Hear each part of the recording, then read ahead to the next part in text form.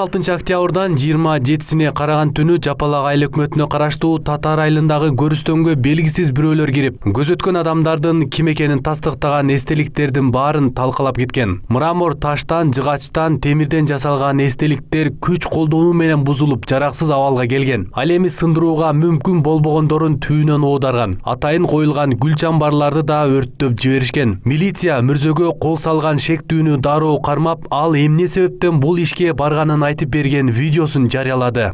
Менде бир эле ой болду, ушул эстеликтер маркумдарга оор жүк болбосун деген максатта эле жыгыттым.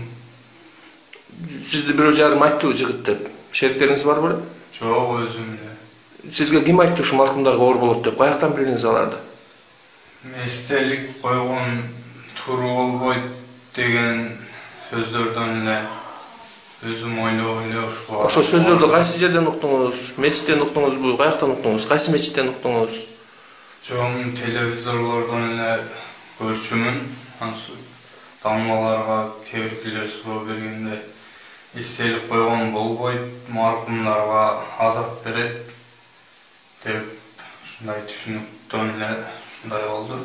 Шектүү 28 жашта, үй бүлөлүү эмес, намазды калтырбай окугандардын да катарына кирбейт. Анын айтымында айылда буга чейин көз өткөндөргө эстелик коюу же койбоо тууралуу сөз болгон эмес. Татар айылынын мечитинин имамынын айтымында бул иштерди намаз окубаган, белгисиз жаран жасашы мүмкүн. Окуя катталган соң бир күндөн кийин кабардар болдук дейт ал. Ошол биздин айылыбыздын мүрзөсүнөн эстеликтер талкаланган боюнча ошол 28 күнү кабар таптык. Бул боюнча бул нерсе өзү шарият исламда бул эстелик коюу боюнча эч бир тыюу салынган нерсе. Бирок эми коюлган нерсени талкалашлык дагы бул бирөөнүн мүлкүн талкалаган болуп эсептелинет. Бул шариятка туура келбеген нерсе.